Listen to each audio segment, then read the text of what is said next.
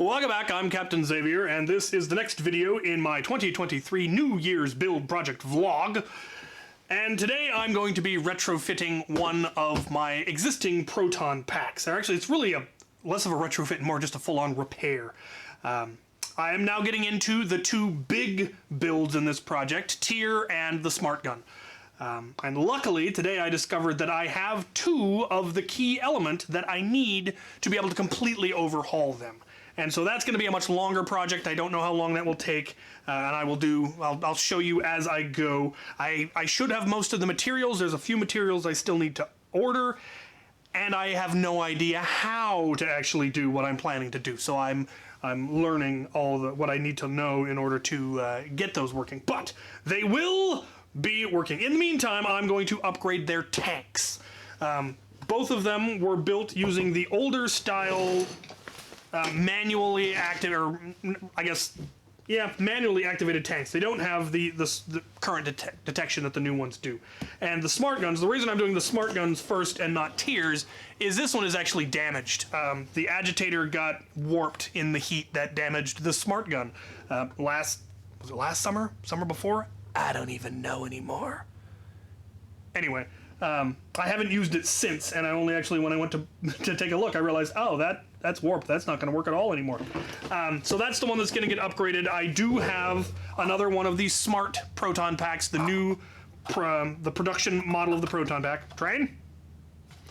And luckily I ordered it before they went out of stock. I knew I should have ordered two at that time. I thought about it, but didn't pull the trigger, and now they're out of stock, so I'm in the same boat as all of you. I cannot get more, but hopefully one day I will. So this one's going to go into the Smart Gun. The other thing that I will be retrofitting it is currently it only is able to be attached to the Smart Gun's body armor, and I plan to swap that out. Or rather, I plan to make shoulder straps that can be attached onto the existing system, or I might replace the existing system with one. These these could easily be replaced. Right now they've got a Fidlock magnet clasp, so if I can't get more of those, I'll just replace it with regular ones that I can make shoulder straps out of. Anyway, I will make it so that this can be worn just as a backpack rather than having to be strapped to my Smart Gunner armor. So where we're going to start is putting this together, because it's currently in a bag. These are the internals. I've already done one. I was sent one when they first came out in my colors by Out of Darts, and so I'll be using this as my reference to remember how to actually put this thing together. Yeah. Gonna take this one apart and take a look, make sure I know where everything needs to get soldered, the directions things need to get soldered on. There's a lot of bits that need to go in the right way. And then I will be installing it in here, which should be fairly simple. I think this will actually fit better than the original one did, because this is exactly the height of the space I have in here. It's one of those amazing coincidences. I may end up having to remake this bottom cap to fit this new thing. It might fit on there, it might not, we'll find out. Attaching it to this, I do have this lovely plate coupler, but I don't know that it's gonna fit. I think it might be too big, but I might be able to cut it down and still use it, and we'll see. The fact that it comes off like that is really, really handy. It means that I could, in fact, this whole thing also just comes out of here, so it's easy to attach it and work all that. Anyway, that's not gonna be the hard part. In fact, even assembling it isn't the hard part. It's fairly simple. I'm not going to go through all of the steps. Out of Darts has a far, far better install guide than I could ever put together. It's what I watched when I built mine, so go give it a watch if you're having trouble assembling yours. The board on there is fairly well labeled. It's just a matter of reading the labels and knowing what they mean and making sure you get your negatives and your positives in the right spots and all of that.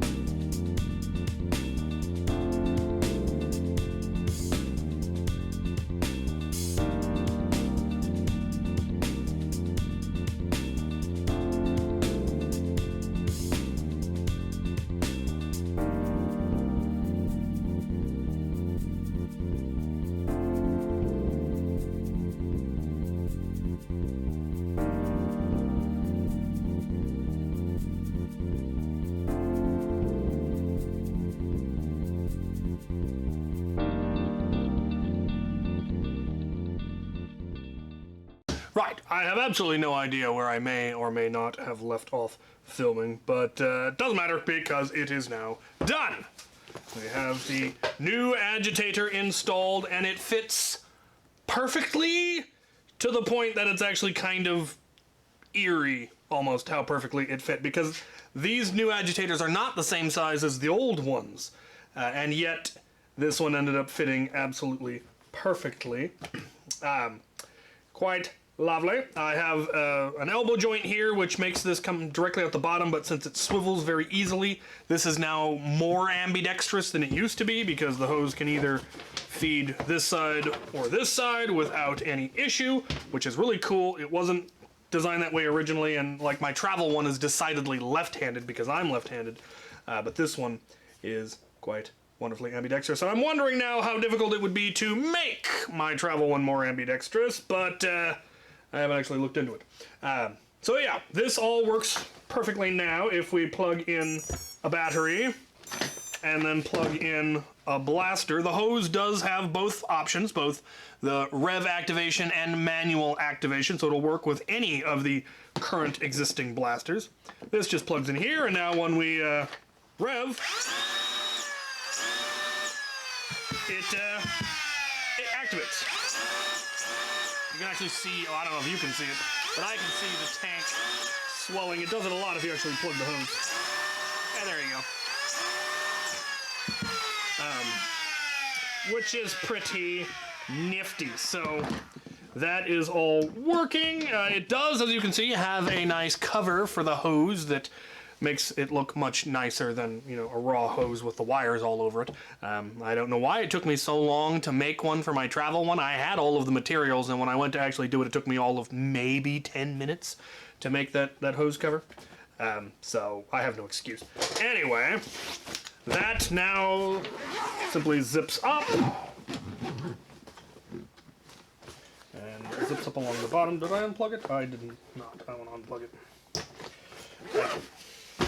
And now it's good to go. Now the other thing that I added, and this I know was done off camera, is shoulder straps.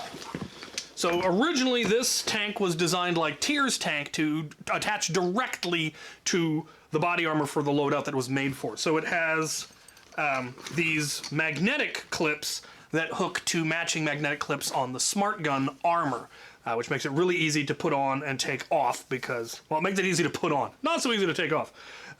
One thing I do need to add, I need to add a carry handle up here, which would be, again, a couple of minutes of stitching.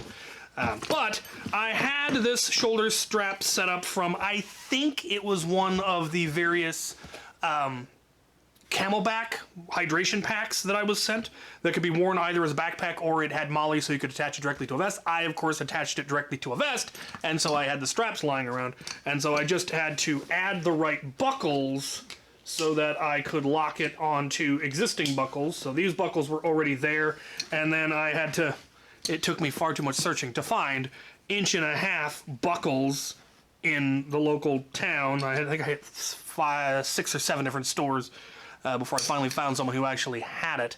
And yeah, now I can simply put this on as a backpack as opposed to having to put it on the Smart Gunner armor. So now it's fully modular. Same with Tyr's. Tyr's already had shoulder straps that attached into the same buckles that attach it to my heavy plate carrier. These buckles do nothing when you're not doing it. And yeah, so now it is fully modular. It will work with any of the blasters that I have featured so far on this channel. And well, hopefully, it's been pouring rain the last couple of days. The range is what was. Right now, it's a beautiful blue sky, but it had dumped so much rain into the trees, it was actually still raining under the trees, but it was a beautiful blue sky outside. It looked like a glitch in the Matrix. It was wild. Anyway, I'm gonna go to the range. Hopefully, it's not too damp and muddy for me to be able to test this and maybe commit another act of shenaniganery that I have hinted a time or two. So, we're gonna go to the range after these possible messages.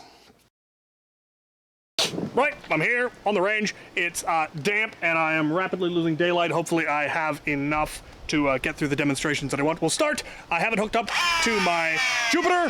Let's see how long it takes me to take down 4 bottles.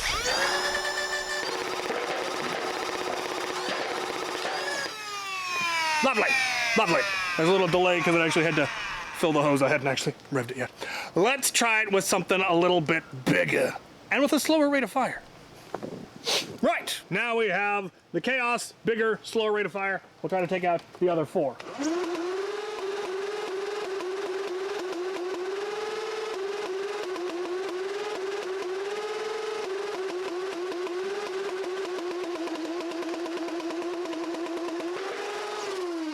Been having feed issues. I don't know if it's the Chaos or the backpack or what, but...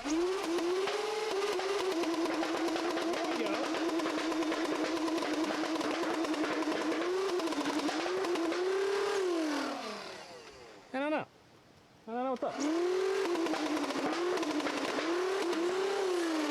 Now I think I'm just running out of ammo. All right, I got one more demonstration I want to do. Hopefully I can a few more minutes. Daylight is gone. You can't see a thing, but I'm doing this anyway because I want to. I've done it. I've done the thing you knew I was going to do. I have rail mounted the Jupiter to my Chaos. Let's see what happens.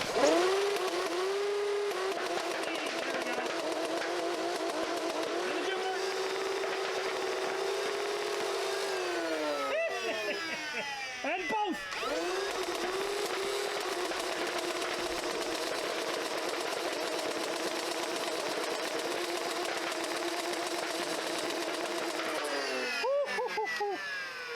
Oh yeah, the hop-up's a little sideways on that one.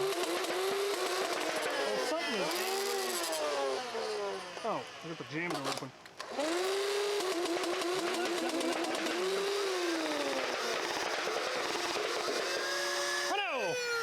Complete. Alright. Chaos is getting angry. I'm gonna go take it apart and see what's going on. You can't see any of this. I have to now clean up in the dark. That's gonna be unpleasant. Back to the shop! Garden weasels in the dark. Get yourself one. Well, there it is. That was a lot of fun. Again, I don't know how well you were actually able to see all of it because it was getting dark, but I had a lot of fun, and surely that's what really matters. I will get a lot more firing footage in the future. Towards the end of this project, there's going to be a lot of firing footage, hopefully. But I am still having some feed issues with this one, and I don't know if it's issues with... I don't think it's with the Agitator. That seems to be working just fine. It could be that the tank is either not as well sealed as I think, or it's just too much larger, and it's harder for the fan to actually pressurize a tank that large. It could be issues with the blasters, though I don't think so because I wasn't having any issues with them with the other tank. It could also very well be that I picked up 1 or 2 waterlogged rounds out on the range, and they were just a little bit swollen and aren't feeding well. It could be a number of things. So I'm going to have to do a bunch more testing. I will use my more consistent orange rounds here in the shop. I won't take them out to the range, but I will test with my orange rounds and see if I'm getting the same kind of inconsistencies as I'm getting with the well-used yellow rounds. And we'll see. We'll go from there. But all in all, it came together nicely.